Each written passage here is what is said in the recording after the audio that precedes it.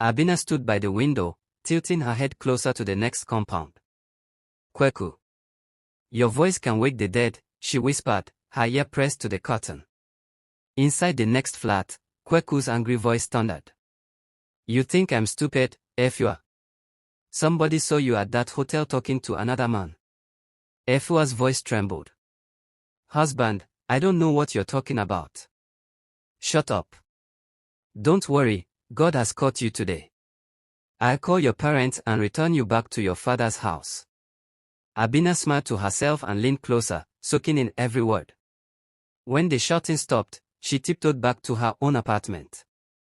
Her husband looked up from the couch. Why are you smiling like that? Oh, Kojo, you won't believe what just happened, she said, dropping her bag. What is it again? Yesterday, I saw Kweku's wife, Efua, in a hotel with a man. They were laughing and drinking. I called Kweku and said, Congratulations on your promotion, your wife is here celebrating. But Kweku said they weren't celebrating anything. So I told him the truth, his wife was sitting with another man. Kojo frowned. You called her husband? Why? Of course. That's what a good neighbor does. If I keep quiet, our sins will multiply. He rubbed his forehead. Abena, it's not your business. What if the man was her business partner? She waved him off. Oh, Kojo, that's not business laughter I saw. And when she saw me, she pretended not to know me. Guilty people always do that. Kojo stood up and walked into the bedroom, not wanting to argue. Abena hissed softly. People don't like truth anymore. I'm only helping society. Weeks later, Abena attended a baby naming ceremony in Kasoa. She tied her headscarf neatly, smiled, and carried the newborn gently. Such a beautiful baby, she said, rocking the child. God is wonderful. After the ceremony, she whispered to her friend, Monsa. Monsa. Don't you think that baby doesn't look like the father? Monsa frowned. Abena, what kind of talk is that? I'm serious. The baby doesn't resemble either parent. Look closely. The baby looks more like their house guard. Monsa's eyes widened. Abena, please lower your voice. Why? Everyone noticed it. Didn't you see how people were whispering when they left? The next morning, Abena went to the Kenshi market. She saw the baby's grandmother at the tomato stall and walked over with a fake smile. Good morning, Ma. Congratulations on your grandchild. The baby looks like your second son. My second son, the woman asked, confused. Yes, the one who was serving drinks at the ceremony. The woman's face darkened. That's not my son. That's our security guard. Abena's smile faded for a second. Oh, really? Maybe the baby will look more like the father later, she said with a nervous laugh. She walked away humming, while the woman stood there, uneasy. Right there in the market, the woman called her son. Cubby, who stays with your wife when you travel? The cleaner, the cook, and our security guard. Why? People are talking. They say the baby doesn't look like you. Mama, please stop listening to gossip. Don't let rumors destroy our home. He hung up. A few days later, a red SUV stopped in front of Abena's house. Her neighbor, Akojua, stepped out. Good afternoon, sister. Abena said cheerfully. Akojua ignored her and walked inside. The man driving waved and drove off.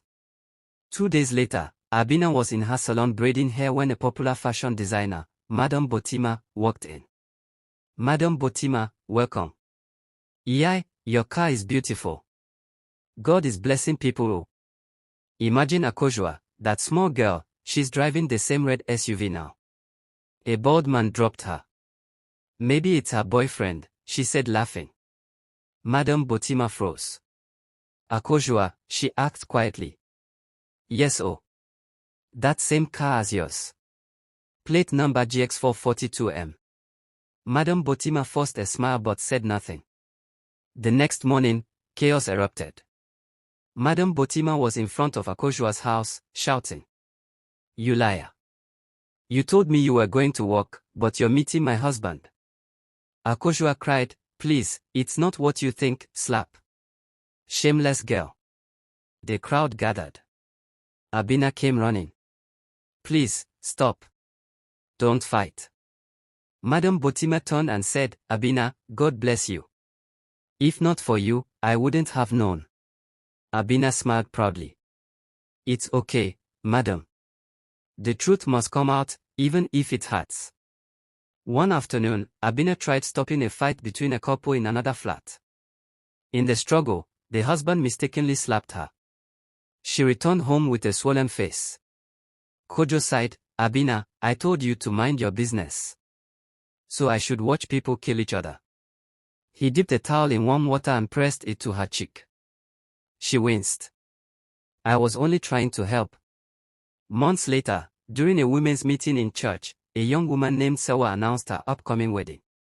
Abena sang louder than everyone and took 2 plates of food home. But after some time, no one heard about the wedding again. When Abena met Sewa in town, she asked, what happened to your wedding? Sewa looked uneasy. We're still planning, Ma.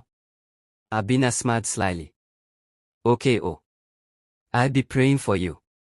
That evening in her salon, she whispered, you people won't believe it, Sewa's wedding was cancelled because she's pregnant. I saw her today, her stomach is showing. The women gasped. I'm sure her mother is hiding it, Abena added.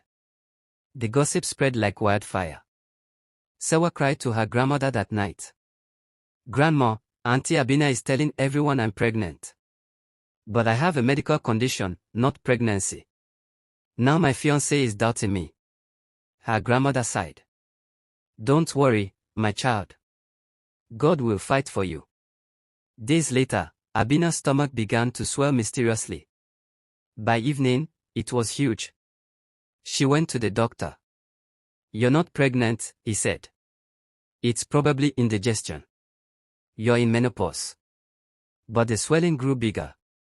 At night, she heard chopping sounds from her stomach. Birds. Neighbors started whispering. Have you seen Abena? She's pregnant with birds. Everywhere she went, people laughed. Children called her Auntie Sparrow. One night, she broke down crying. Her husband said, go and beg the people you've offended. You need deliverance. The next morning, Abena went from house to house, begging. She knelt before Akojoa. Please forgive me. Akojoa nodded. Go in peace. Then she went to Sewa's house. Auntie Abena, what do you want again? Sewa asked coldly. Abena fell to her knees. Please forgive me. I've learned my lesson. Sewa said nothing and went inside. When Abena got home that night, she lay on her bed weeping. By morning, the chopping had stopped. Her stomach had gone flat. From that day, whenever she saw a group of women gossiping, Abena would run the other way. She finally understood that not everything deserves an opinion, and that sometimes silence is the only help worth giving. Please, if this story touched your heart, kindly subscribe to this channel and turn on the notification bell to get notified for a new video uploaded. Thanks.